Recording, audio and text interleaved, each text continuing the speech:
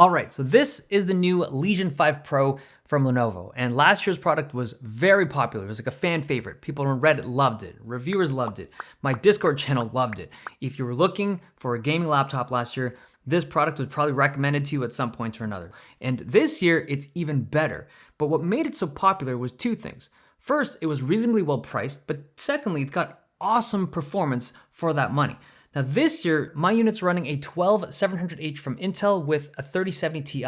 Now the CPU can get ridiculously fast. Like if you run it by itself without the GPU, the system will pump 120 watts to the CPU. So if you're someone who wants to dick swing with huge Cinebench scores, this is a great machine to do it with. The 3070 Ti in here, comboed with that CPU, gives some great gaming performance. If you compare it to last year's 3070 model with the AMD chip, this new one's faster in almost every game, but the biggest jumps in performance are gonna come if you can flex that CPU as well. So if you have apps or even some games that can take advantage of both the CPU and the GPU, this does really well. Like video editing applications are awesome with the new 12th gen chip. If we take a look at thermals though, last year's device had excellent thermals. It was an easier device to cool because it was running AMD chips, lower wattage, less heat. This year's device with the new Intel chip, it is a more difficult device to cool. It's still cooled properly, but they had to run the fans a little bit louder. It's not crazy loud, but it is noticeable at the top end that this is a louder system overall than the 2021 version. You do get 3 different fan profiles again in software, which you can choose between, but there's a couple things that are slightly different. For one, on the silent mode, this Intel version is not truly silent. Like on AMD's version last year, if I remember correctly, if you put it on silent, the fans didn't spin at all, or at least not audibly. Now, in silent mode, it's very quiet, but you can hear it. Secondly, there's a feature in the balance mode which is supposed to automatically tune the CPU and GPU to optimize the performance in some games, but for my testing, I couldn't see too much of a difference. There is still a mux switch, which is great, but there's also no fan control, no like granular fan control. I talk about this every year and it's something I'm hopeful for, and in the past when I talk about it, like it would be nice, but I don't think it's necessary. This year, because the Intel chip is so power hungry and can take advantage of like a lot of wattage and will technically put a lot of heat, it would have been extra nice this year to give the users that kind of control. The internals, there's not too much that has changed this year. You still get 2 NVMe's and 2 RAM slots. They did change the position of one of the heat pipes near the GPU. Like it used to run along the inside, but now they swing it out to the exhaust directly, which I assume is a good thing for thermal performance. The battery size hasn't changed this year. It's still an 80 watt hour battery, but the battery life has actually dropped a bit.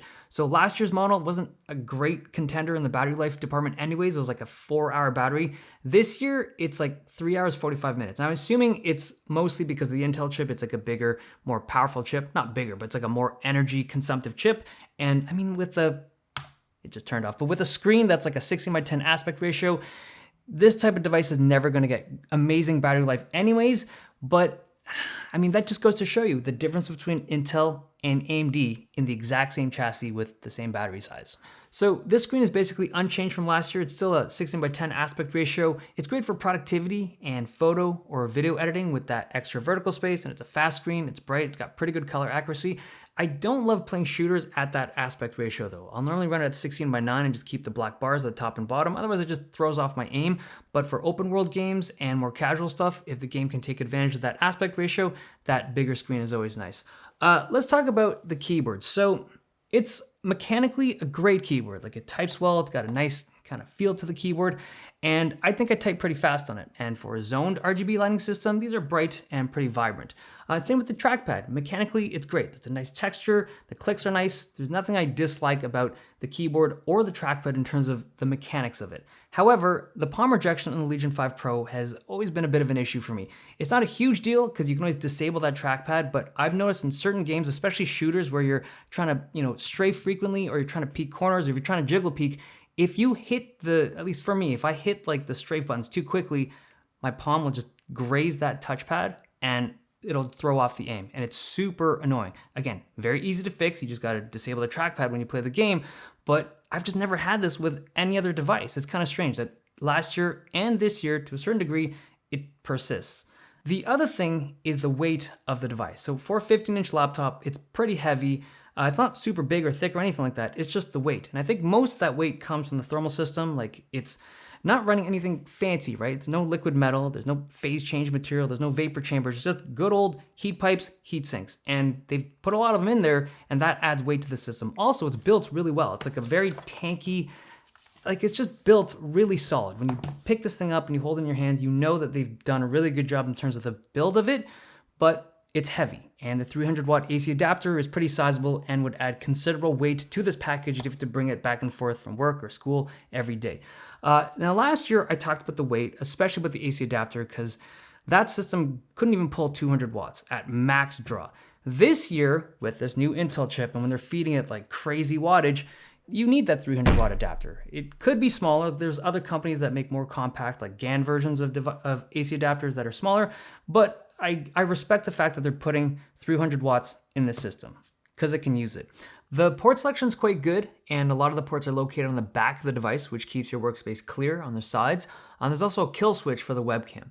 Now, when it comes to a purchase decision, right now, at the time of filming this, I don't have proper pricing on this. There's only one configuration of it on their website, and that configuration, it's expensive. But I don't think that's just some placeholder, like joke pricing that they have there. I think that's legitimately where they're gonna start the pricing of this device, and I think it's because of the fact that this has Intel chips now, a good Intel chips. And Intel knows that they have something good, and they have to charge good Intel pricing, which is unfortunately really expensive.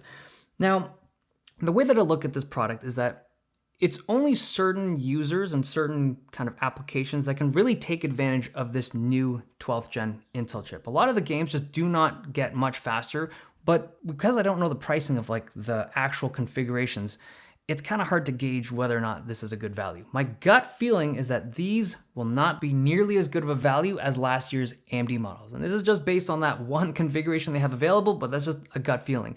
There is the very real possibility of aggressive sales though. Lenovo is the sale company. Like their stuff goes on sale so frequently and sometimes for such aggressive sale pricing that you never know, right? But I'm just talking regular pricing for it.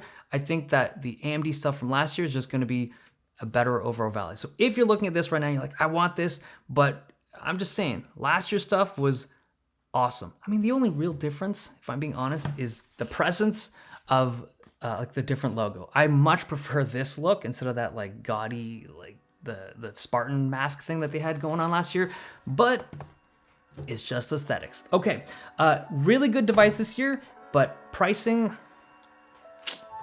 I don't know. We'll have to see. Okay, hope you guys enjoyed this video. Thumbs if you liked it, subs if you loved it. I'll see you guys next time.